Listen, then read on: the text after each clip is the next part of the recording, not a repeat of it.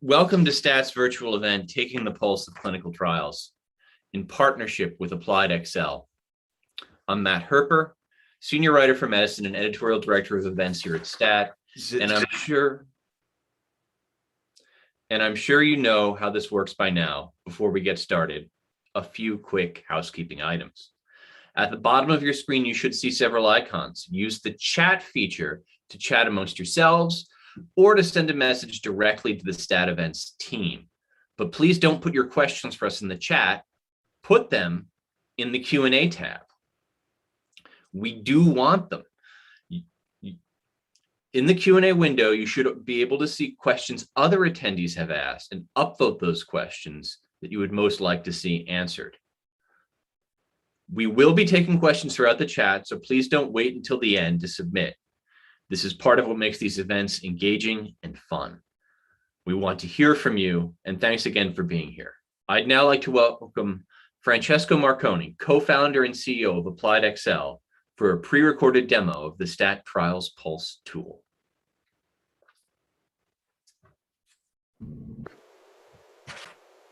Hello everyone, I'll be giving you a brief demo of STAT Trials Pulse. The platform aggregates multiple sources, including clinical trials, PubMed, press releases, and additional data sources into one place. And it's really designed to support life sciences professionals in decision-making and finding insights much faster than using traditional sources.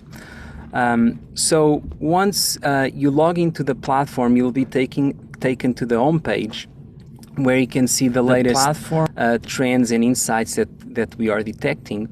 And so what we are doing here is monitoring significant changes across the clinical trials landscape and notifying you of important updates.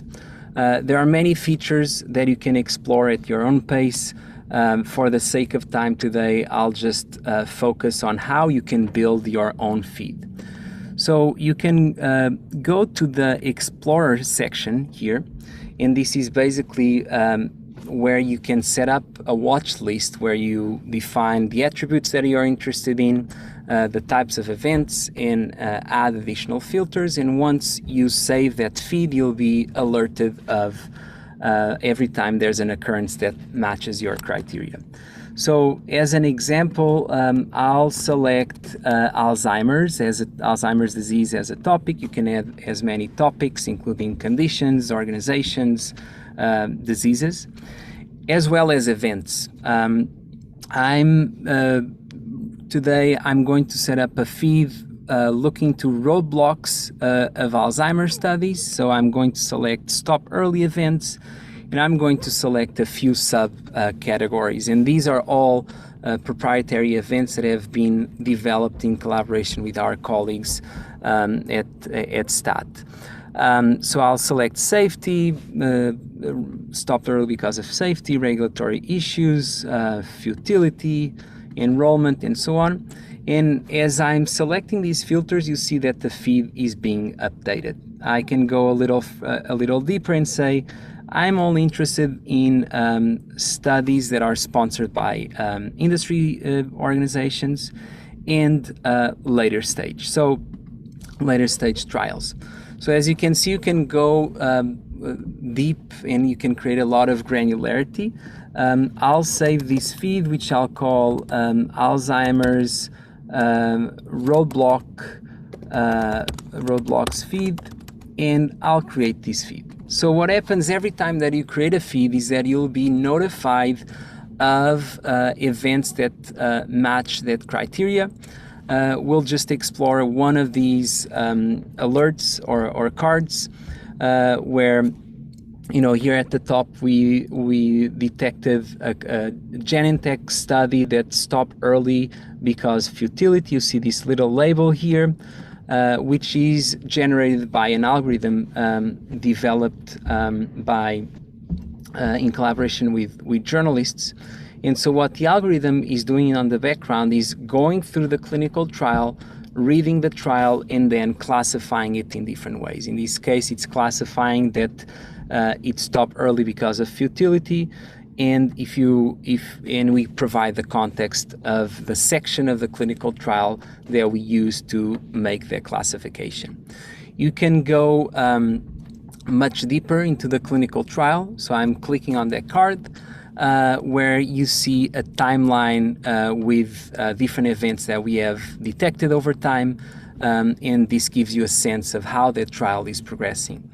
On this trials page, there's additional context into what this trial is about, the different interventions and different specifications of the trial.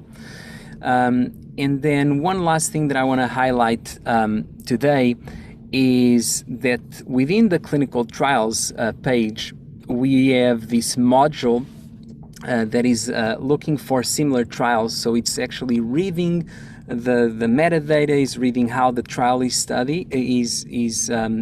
designed, and suggesting similar trials.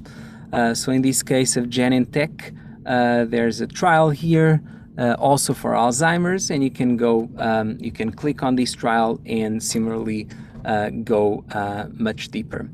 You'll have the chance to test the platform. If you go into the STAT website, you can register for free. There's a 30-day free trial. And we also offer more dedicated demos that you can schedule, and we can go in much deeper detail. So I hope you enjoyed the conversation today between Matt and Frank, and looking forward to having you test the platform. All right. Thank you, Francesco, for that great demo of the tool. And happy St. Patrick's Day to everyone who's joined us here. Here to join me for the rest of today's discussion about all things clinical trials, please welcome Frank David, MD, PhD, and Managing Director of Pharmagellon. And as Frank joins us, just to all of you, this can move in a number of different directions where it doesn't have to all be about the tool. We can talk about any questions you have for clinical trials, but let us know what you want to hear about in the Q&A tab. That'll really help us make sure that your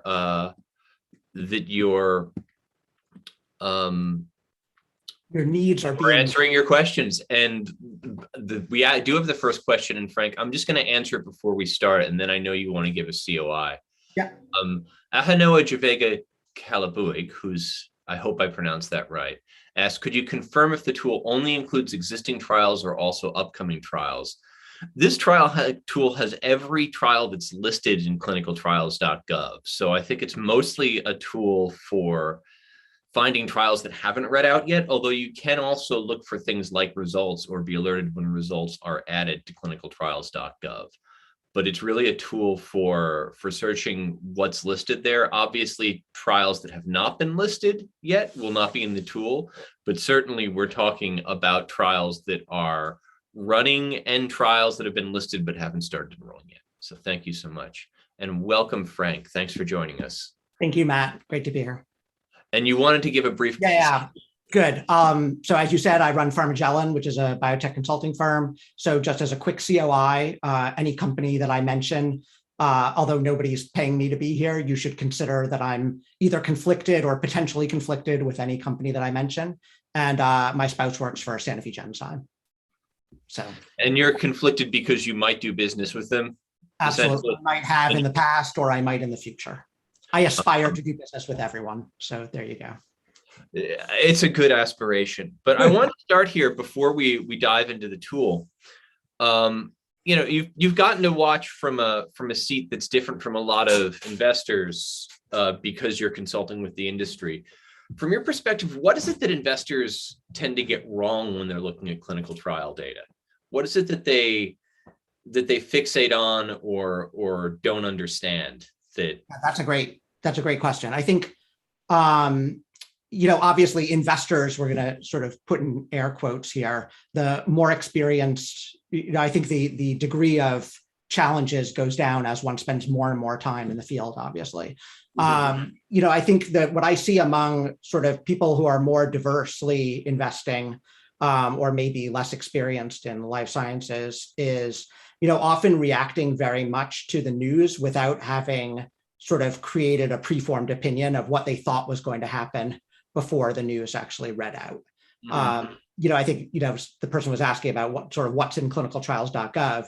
And obviously, one of the reasons why people like me use clinicaltrials.gov is to really try to handicap a trial before it reads out. That's essentially the essence of investing in this space around catalysts, is really having some view of the probability of success, the risk, so that you can put it into either a formal risk-adjusted model or, whatever you're using to decide whether to invest. And that means, really digging into the details of the study, and it means comparing it to the precedents. Often it means sort of figuring out what more about the clinical area if you don't really understand that well. And I think that, probably at the less experienced end, investors maybe underinvest time and resources in that part of it. Focus too much just on whether the readout's positive or negative, and not enough. Yeah, absolutely. I think there are some case situations where, a readout is, the top line that you will get either from a press release or, from an article by you and your colleagues doesn't necessarily tell the whole story. Sometimes it does, right? Sometimes there are very obvious binary events. There's a phase 3 study. It clearly was intended for regulatory approval.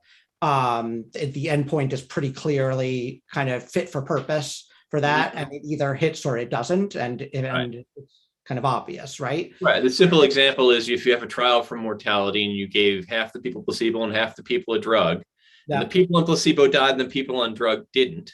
Well, there's no more discussion, but usually it's not that simple. Right. I think, and even in that case, by the way, sometimes sometimes there is more discussion, right? So, one of the classic situations in cancer trials is figuring out, okay, you can have something that's statistically significant, but is it clinically significant? So if less people died, but it only improved, overall survival by a week, is that enough to get approved? Is that enough, even if it gets approved, to get doctors to use it?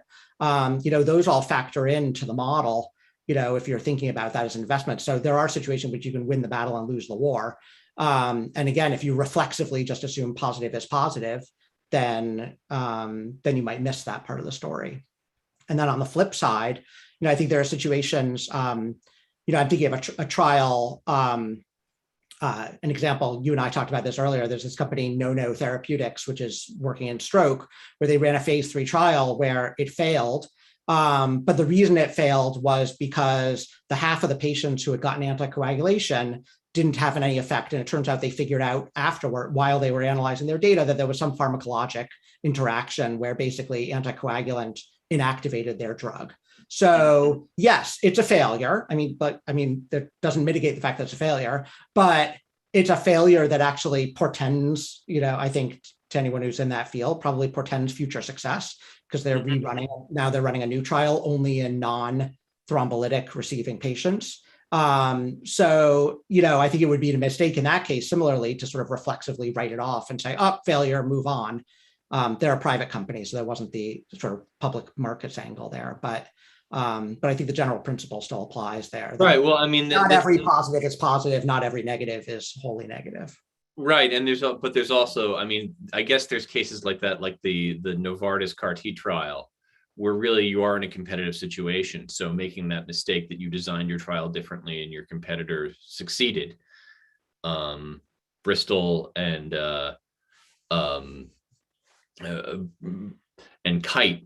Gilead Kite both had positive readouts in second line lymphoma,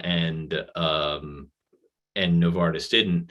That's a big loss. But on the other hand, I guess I struggle writing about companies to know how to deal with the cases where somebody has what seems like a good reason why their trial failed and they're going to run a second one. That's something where I feel like I've seen a lot of failures. In terms of writing about it. Well, not just in writing about it, but I guess part of writing about it is having your own sense of whether something is likely to succeed, even if you cover it. Yeah. I feel like a lot of the time when people do that, they're drawing the target around drawing the bullseye around the arrow. Absolutely. I mean, I think there's a lot of self-deception that goes on in this business. Yeah. And I do think there's a lot of backing into rationales.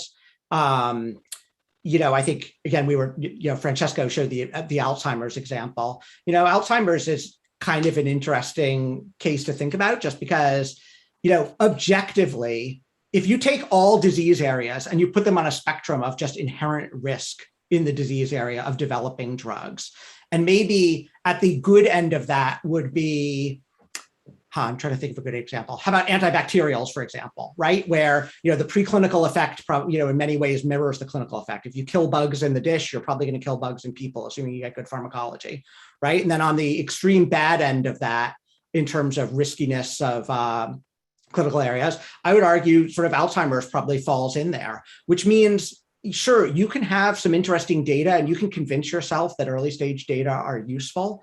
But that's in a background of an extremely high level of just intrinsic risk for every trial in that space. So I do think that that's an area where sometimes people fixate so much on the individual asset or the individual company that they've decided that they love, that they maybe forget the fact that that's on top of a background of higher or lower intrinsic risk of the therapeutic area or of the company too, right? I mean, there's some sponsors, you're probably viewing if you think about sort of execution risk of a trial, how likely is it that the trial is going to recruit on time, that it's going to do what it's, that there's, that it's going to be executed appropriately, that there's going to be enough money to do it. It's not going to close early. All the sites are going to do stuff properly. The odds of that generally are high with very experienced sponsors. And maybe there's a question mark in front of less experienced sponsors. Right. But the execute, although I kind of feel like with Alzheimer's, the big question is just, can this work? And it really is a surprising situation where we have an approved drug, but when you look at other drugs in the class that have trial readouts, analyst estimates of probability of success, I mean, a lot of them are still putting 50% or less, which is a striking thing. Let's take a look at the tool because we've gotten a bunch of questions about. I'm not going to compare it directly to specific competitors. And someone asked, what's the value proposition? Sarab Awasti asked, what's the unique value proposition that internal groups with data scientists can't do themselves? I don't know what your data scientists are capable of or how many of them you have. But we thought that we developed this to be very useful to people who maybe don't have groups of data scientists. Yeah. And we do plan to add features as time moves on. But I want to look at, so here's the tool screen. And let's take a look at, here's a feed I built of late stage Alzheimer's studies. And this was really built as an alert tool for us to be able to keep track of changes in Alzheimer's. There was a story Damien wrote that came out of this. But so you can see I filtered this to only be people in industry and to only have ideas of what's happening. And you can see that there's a new primary completion date for ESI study of E2814. There is a study, we have a stopped early and terminated for efficacy and safety of semaratinib in patients with prodromal Alzheimer's disease. So you can get an idea of what the field here looks like, and you can start to dig into those pieces of clinicaltrials.gov that can be hard to dig through by hand. Frank, you were about to say something about Alzheimer's, I think. If I was, it wasn't that important. Okay. So let's talk a bit about trials stopping early. That is one of the things that this tool can kind of help with. Frank, why don't you explain a bit why it's important why this is something that people should be watching in case there's anyone who's not used to dealing with planned interim analyses, with futility analyses, with the decision to stop trials before their planned completion date. Sure. So you can have basically, as you just mentioned, you can have a planned stopping or an unplanned stopping. And a planned stop is usually after some pre-planned analysis. So, more and more, I think we're seeing the use of adaptive trials that have some sort of what's called interim analysis, where, usually it would be unkosher to take a peek at the data before the trial was completely done.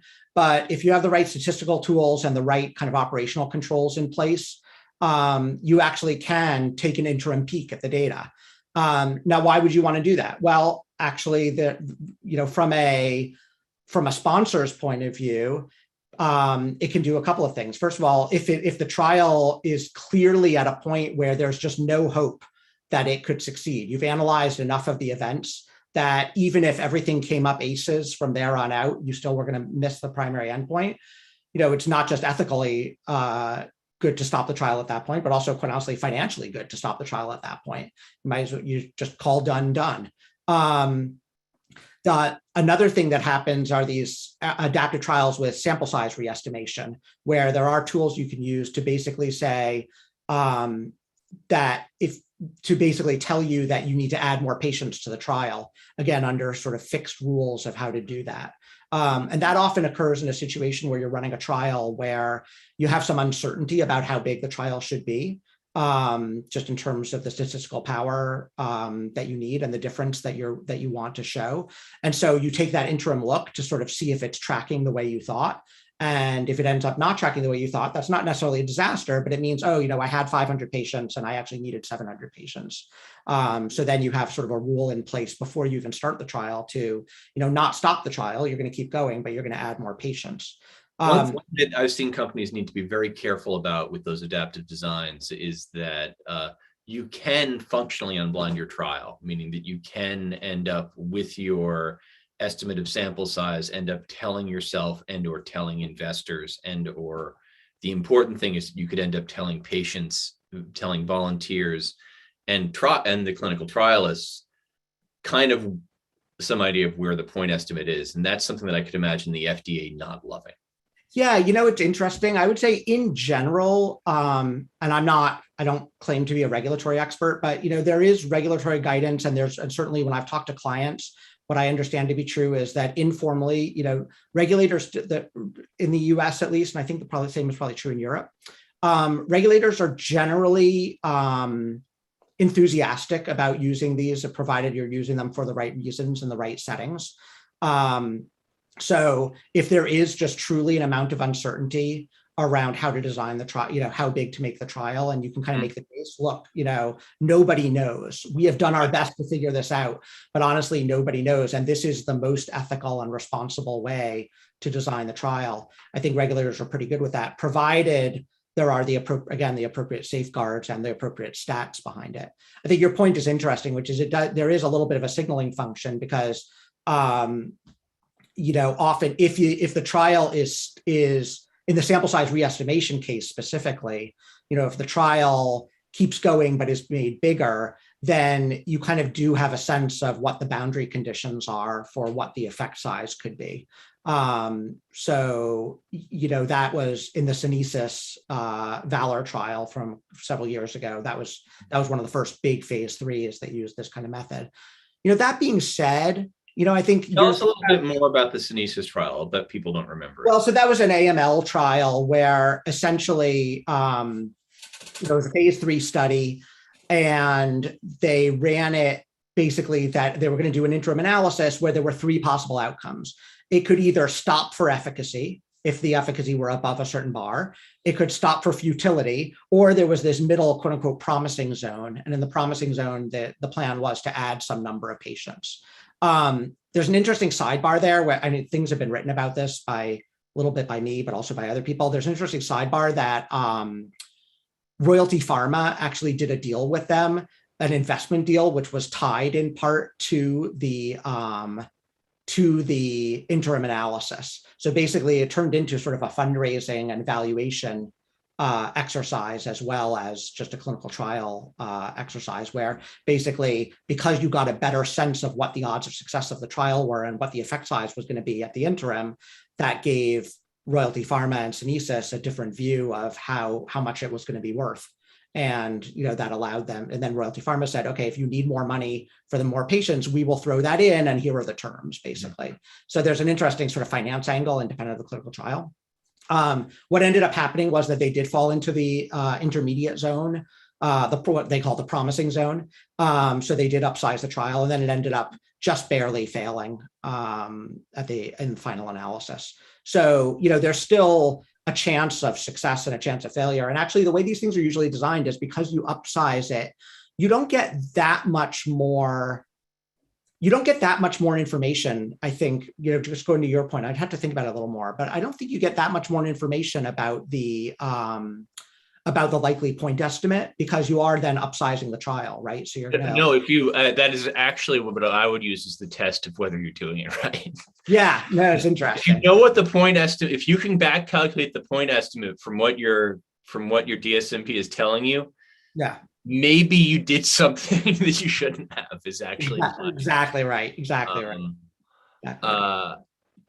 So anyway, the only other thing I would say about this is, obviously on the other side are trials that end in a totally unplanned way, right? So I mean, that's what we're seeing with these trials, for example, that fail to recruit, for example, or they, the sponsor runs out of cash, et cetera. That's where I think, again, for people who are in competitive intelligence, where you're really just following a set of trials, I guess for investors too, but where you're really following a set of trials and just trying to keep tabs on them on a daily or weekly basis, understanding sort of when these trials are likely to read out, and tracking the speed that they're with which they're approaching their target enrollment, and then seeing whether they're actually just closing down ends up being important just in a global way. It's almost more important to be tracking that for the competitors of the thing that you're interested in than it is to track it for the thing it's obviously important for the thing you're interested in, but it can be more important to just use it to update your view of the competitive landscape. So part of the genesis of this tool was a story I wrote a long time ago about a clinical trial called Enhance of a drug called Zetia, which was sold by Merck and Schering-Plough. And they had their first trial readout was going to be an artery imaging trial. And the story basically resulted because they had a planned completion date for the trial, and it passed, and then it kept passing. And so it was, what is going on with this study? And it turned out that they were kind of avoiding analyzing the database, and the study eventually failed and led to doubts about using that medicine, which weren't really cleared until phase 3 efficacy results came in. But so what was cool was, as a reporter, seeing that trial stop became a story. Yeah. So I've pulled up a feed here on our on Pulse, and this is not one that's up there yet, although I'm pretty sure we are going to be adding it.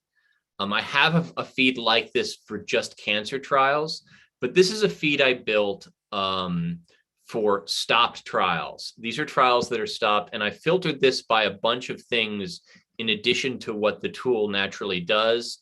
You can see I'm really only looking for things that stopped early for safety, futility, or positive interim data.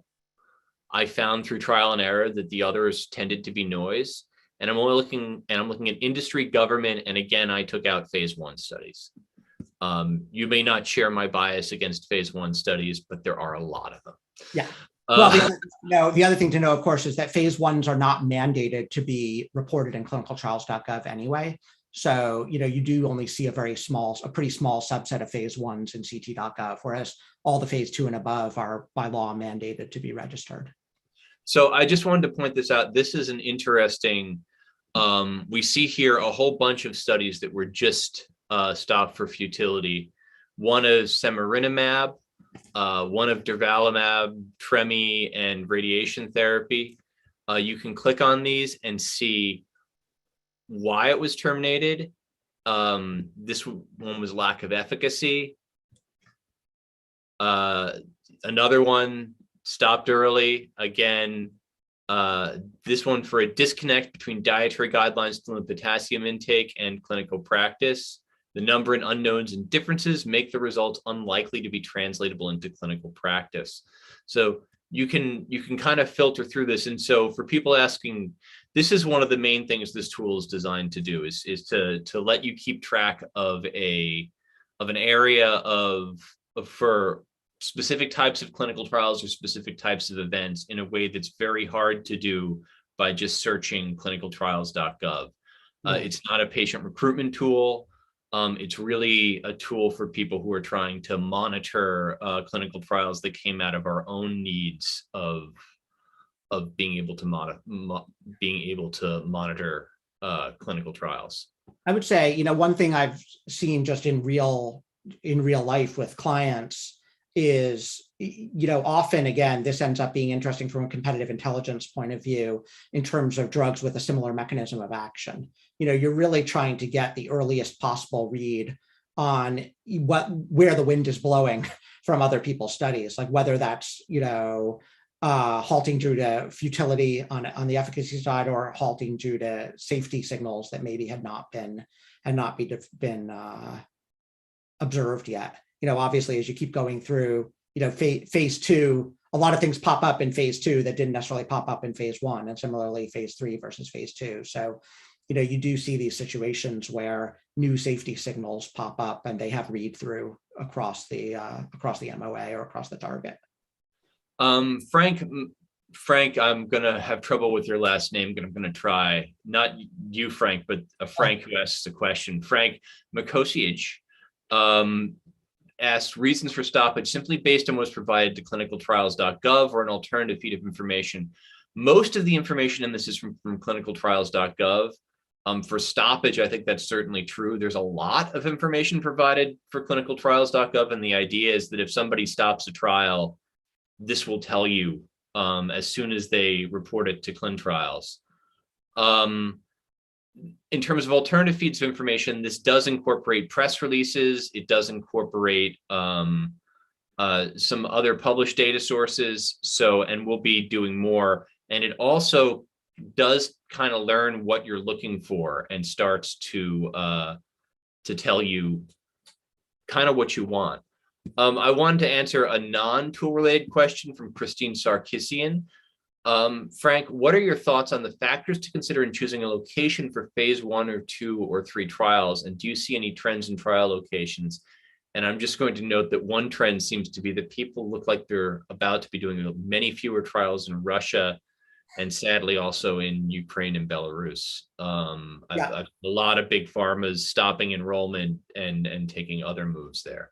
But talk a bit about location. Yeah, I mean, I should just stipulate, I'm not a ClinOps guy. I sometimes play one on TV, but this is not my core area. So I see this kind of one level removed. But I think that it's very dependent on the therapeutic area you're talking about, right? So two things. It's a therapeutic area, and it's also kind of the complexity and nuance of the trial. So I would say that as you move toward clinical areas where there's overall been less clinical development experience, or there's more of a need for kind of additional ancillary studies in terms of sort of translational assays that you might be doing on blood samples or on biopsies or whatever, or overall just sort of more complexity to kind of the patient journey during the trial. Those are things that are not as easily commoditized. So, there are a lot of these phase 1, there are well-oiled machines, places that can just bang patients into studies in certain situations, whether it's, kind of phase 3 primary care trials or whatever. I think in these earlier stage trials, you do end up with a little bit more. I think in general, there's been more of a drive toward going toward centers that just have a lot more specialized capabilities. I think the challenge there is that, if you think about some of these academic centers, they may have, the top KOLs, and they may have all of these great assays that they can run, but they may not be the most efficient or even or certainly the cheapest in terms of executing sort of a phase 2 trial. So, I think that sometimes it can also be a problem with regard to patient diversity, right? I mean, we talked a lot with the COVID vaccine trials that they were actually slowed down by trying to have a diverse population. And just going to those big academic centers isn't how you're going to reach people where they are. That's why there's all this talk now about Centralized trials. right. Yeah. So No, I think that's right. I think also the issues are very different at phase 3 versus these earlier stage trials. At phase 3, if you look at the protocols, they tend to be fairly slimmed down in terms of ancillary studies and really just try, you're going for volume often. Again, we'll take rare disease out of it because that's sort of a separate problem. But, so there, I think, I'm not sure that I've seen much change in that regard. I mean, the bottom line is that, most sponsors and most CROs, are really prioritizing companies that can move, like partners that can move products, so to speak, sites that can actually get patients enrolled on trials. Whereas in these earlier stages, and also in sort of rare diseases or things that have been less researched, it's a little bit more nuanced. It's not just about how many patients do you have coming into your site. I'm not sure that it's kind of an unsatisfying answer, but I think that's just the reality. And I'm not sure it's changed a ton from what I've seen, certainly over the last 5 years or so. Let's talk a little bit about BridgeBio and ATTR. Sure. That was a fairly recent big trial readout. I think that stock dropped something like 60%. Yes. I want to show what the tool can do with regard to looking at this space, just kind of from a competitive intelligence space. But why don't you give people a review of what that drug was supposed to do and what actually happened? Sure. So, I mean, the drug, it's called acoramidis. It's intended to be used in transthyretin amyloid cardiomyopathy, which is easier to say ATTR. So they had a big phase 3 trial there where they had an interim analysis of the of what's called the 6-minute walk test, and at 12 months, and then a planned final analysis at 30 months. And I have to say, like, from a mechanism, again, when we talked before about sort of what's the inherent risk due to the in the area, what's the risk of the MOA, et cetera. I mean, this is a drug that I think, many people were and remain quite excited about in terms of the MOA. I mean, it should, it seems to stabilize the protein and prevent the accumulation of misfolded protein, which is really the pathology of the disease. But trial failed at the 12-month timeline. The company is still waiting out to the 30-month point. And, it's interesting. I mean, I think there's been a lot of jibber jabber about why that happened. When the company released, had their investor call, they did highlight the fact that the patients in the control arm did super well, far better than you would have expected. And in fact, they did better than the treated patients on Pfizer's trial for their approved drug. I can never get the pronunciations right, tafamidis.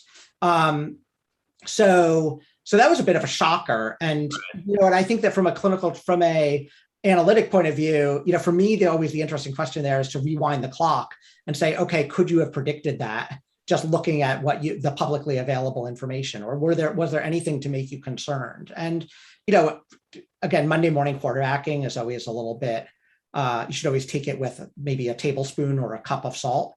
But if you look at the inclusion exclusion criteria, and that, first of all, there's no question that is the right endpoint to use. I think people generally agree that's the right endpoint. I think the discussion is around really the inclusion and exclusion criteria. This seemed to, this is a disease area where there is an approved therapy, seems to work pretty well. They were excluding patients who had gotten they were essentially running a first-line trial. So, you couldn't be on it if you were on current therapy, or maybe it was a mix of first and second line, right? It was a little, they didn't require you to be naive, but certainly you couldn't be concurrently on a study, on therapy. They certainly excluded the sickest patients as well. So, you wonder whether, just if you're imagining being in the exam room, and sort of eavesdropping on the conversation between a patient and a physician and talking about whether they should enroll in this trial. And again, you have a situation where where you already have approved therapies available that work pretty well. Who are you going to get? Well, you might get a mix of two different types of patients. You might get the patients who already tried the approved drugs and just haven't responded at all, there you'd expect those patients to do very badly, obviously, on placebo. But you might also expect to get some patients who maybe are already declaring themselves as pretty slow progressors and maybe healthier than the average. So, you do wonder in retrospect kind of what went on in terms of the actual recruitment and whether, again, this is not my core area, so, I'm kind of continuing to think about this, but, you do wonder in that situation how much one could have divined from the recruitment inclusion exclusion criteria in terms of the potential heterogeneity of the patient population, or potentially maybe that was not going to be exactly as you might have expected, compared to the trials that were run in the pre-approved therapy era. Now, this is this tool certainly can't do all that thinking for you, but I want to show what it could do to help. This is obviously a case where you want to see a lot of where you want to see what everybody else is doing in the field. And it just so happens right now that the condition of tauopathies, which this is one, is up. It's probably up because I was playing with building a feed around this because I knew we were going to talk about it.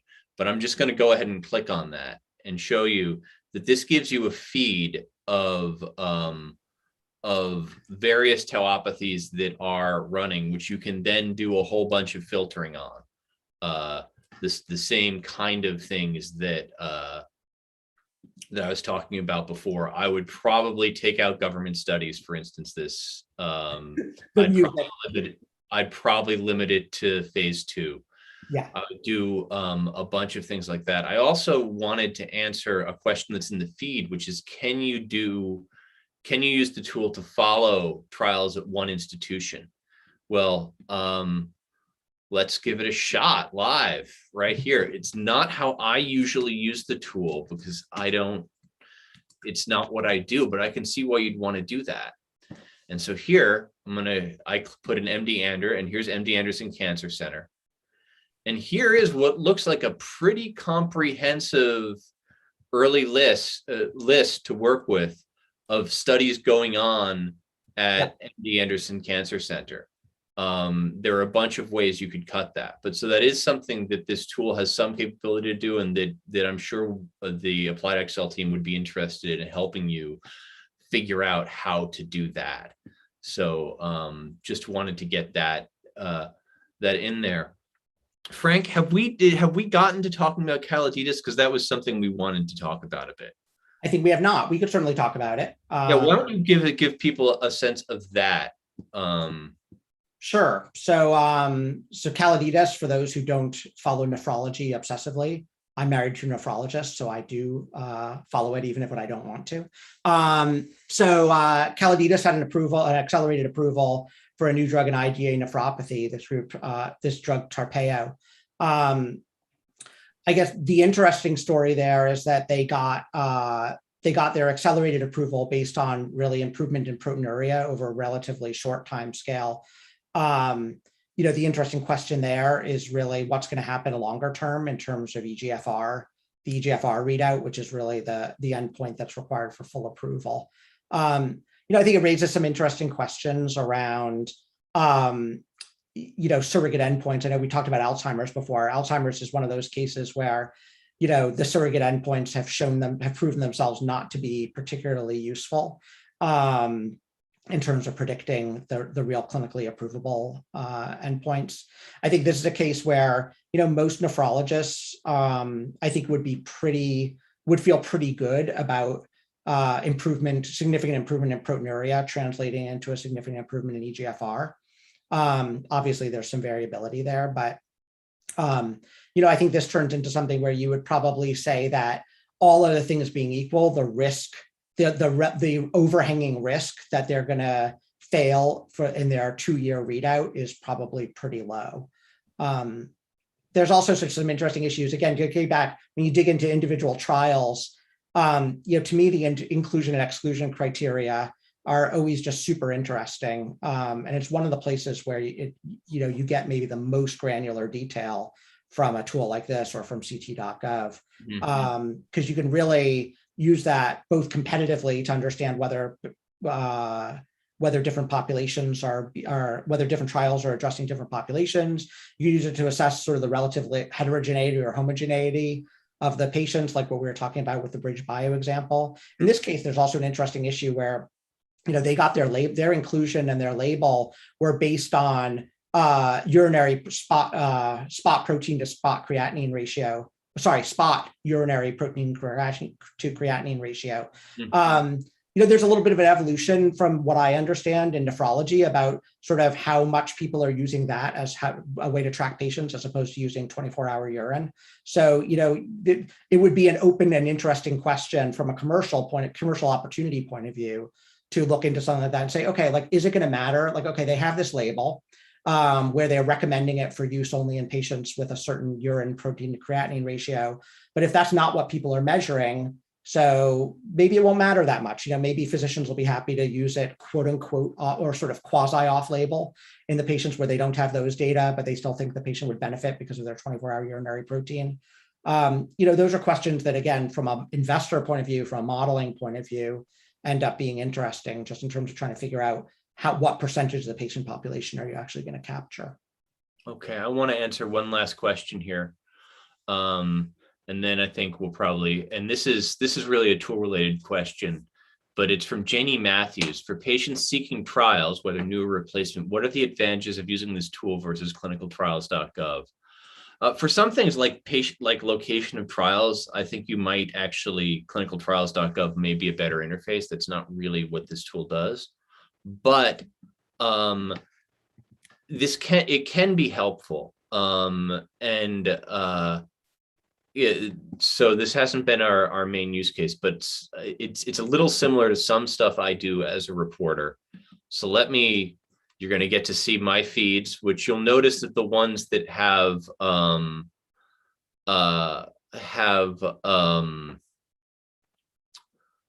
that are not public have much less clear names, like SGLT2 take 1.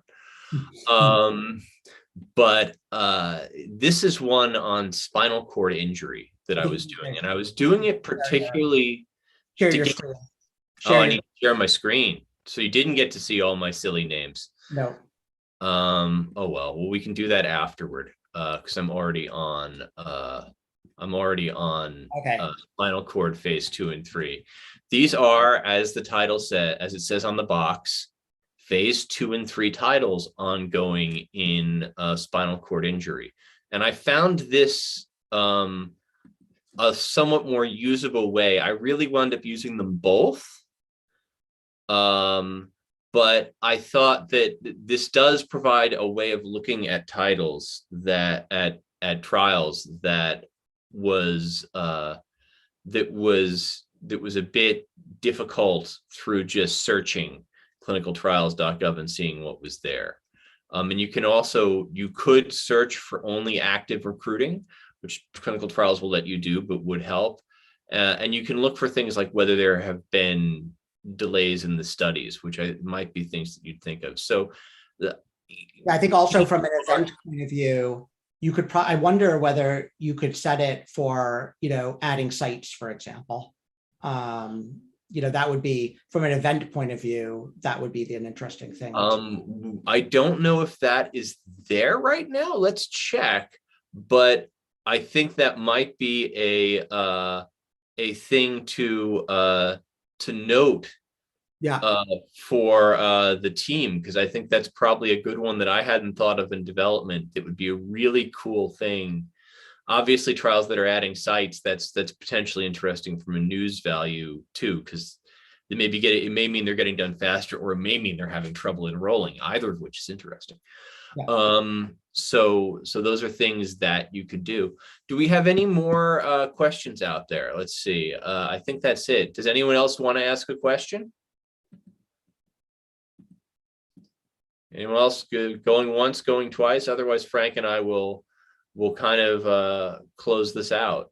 I guess if there's one thing that people who are looking at trial data in industry, I asked about investors before, but what do you think are the things? What are the things you watch in yourself when you're doing these analyses? I know that I have a feeling. I try to be really loyal to my first impression of a new therapy. I can think of more times where I've been talked out of my initial feeling about whether something was likely to work or whether it was important than time where I've been talked into the wrong perspective than times I've been talked into the right one. I really do think like the amazing thing about clinical trials is that in a really good clinical trial, like we said before, you have to take into account all this complexity, but really good clinical trials can be explained in a sentence, right? Like that's the goal. I'm wondering what you watch for in yourself when you're looking at studies and you're trying to analyze probability of success or competitive advantages or things like that. What do you watch for? I mean, I would say, for the work that I do, I'm a little less driven by kind of the progress piece, just because I don't do a lot of sort of competitive intelligence work, and I'm not really doing active investing and serving active investors. I would say more interesting ends up being changes to the endpoints, changes to the patient inclusion and exclusion criteria, changes to the target enrollment.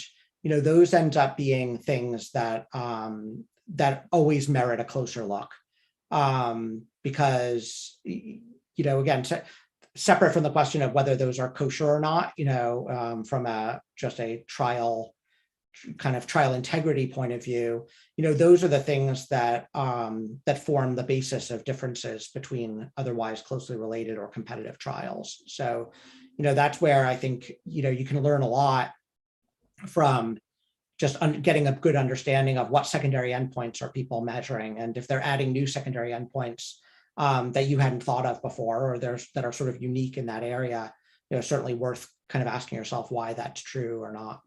On the primary end, I would say, yeah, that's the main, for me, that's a huge part of kind of using, whether it's using any of these tools that interfaces with CT.gov. It's really just being able to sort of characterize kind of a basket of trials and compare them against each other in terms of the trial design. I called for questions, and we have a really fun last one, and we have about 5 minutes, Frank, if we want to use them. How is futility determined? That's a great question. So it's a great question. I mean, I want to note that a very interesting example of this was the recent Biogen Aduhelm trial about which my colleagues and I have spilled a great deal of digital ink, but that had a futility analysis that led them to stop 2 trials and call them futile. And then they went back and analyzed the data and said, well, actually, one of them failed, but the other was positive. And that's the basis of all of this argument. So the answer is, it depends. Yeah, I mean, I think, the formal answer is that, every trial should have formal rules for what constitutes futility, if you are going to do any sort of interim futility analysis. So those are supposed to be explicitly stated and not just left up to discretion. Obviously, there's a whole separate issue around sort of stopping for safety, right? And that's kind of that's why you have a data safety monitoring board, is to really decide what to do in the face of unexpected safety signals. But on the efficacy side, which is where really futility comes into play, that's supposed to be explicitly spelled out. I mean, unfortunately, for those of us who are quote unquote on the outside, we don't often get a lot of insight until maybe much later into exactly what those rules were. So it can be difficult to know, I think as an outside observer, exactly what futility, what was that trigger basically. But, if you're inside a company, certainly or if you're an investigator and you see the protocols, I mean, those are explicitly part of the statistical analysis plan and part of the overall plan for the trial. So I want to mention a moment that I really wish we'd had more understanding of what the futility and efficacy analyses were ahead of time. And that's with the COVID vaccine trials. Yeah. really, we should have been told in September exactly how those interims were being done. And it kind of came out in when the protocols came out. And really, like, one of the big early controversies of the pandemic was, should Pfizer be doing their interim analysis at, I forget the numbers, but they had one that was a very low number of patients, and then one, or a very low number of events, for a low number of cases of COVID, and then one that was higher. And they basically decided to wait for the higher one, which put the trial results after Election Day instead of before. So I do wish companies would pre-specify things publicly. I think that it's not done because it's emotionally hard for the people doing it, but I think it's one of those things where it's emotionally hard, but you're probably better off. Yeah, I mean, whatever. There's a whole separate issue to discussion to be had there around sort of, I think in general, sponsors are, view a lot of that information as pretty proprietary. COVID is sort of the special case with an asterisk, right? Because there was a whole public health component to it. So, there, I think the issues are different, obviously. Right. Well, I'm conflicted. I have exactly the views on proprietary information that you would expect from a journalist. Which is the less the better. I don't think secrets are helpful. Yeah. No, it's a fair point. It's a fair point. I think the other thing I would just add there, just in terms of sort of these efficacy thresholds, et cetera, is that, there are so many different ways to design a trial that are all sort of within a spectrum of acceptable.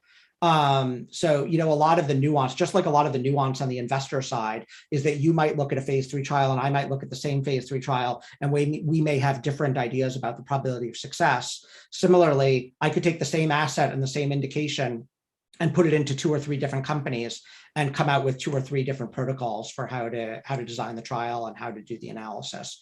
And they're all fine. They're like different flavors of ice cream, right? They're not, one is not inherently better than the other usually. They just reflect trade-offs in terms of time, cost, probability of success. That's essentially what you're managing in these sorts of situations. Well, I'm going to have to make a trade-off here because of time. Yes. Thanks again, Frank, for joining me today and for answering some really great questions from our audience.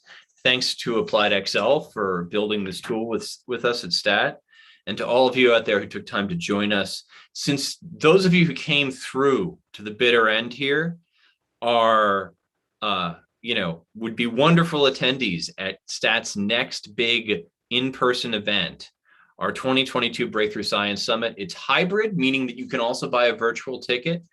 But if you're here now, if you're one of the people on this call, think about whether you want to come in person, and either direct message or email me a note, or go in and sign up. It will be taking place virtually and in person in New York City on March 31st. We have Giovanni Caforio from Bristol. We have the team behind Paxlovid. We've got a session on pig-to-human transplants. We've got a whole bunch of the top CRISPR companies. Come hang out. If you're there in person, there will be tests and masks, but there will also be drinks and coffee and food. More information about the program and how to register can be found on our website.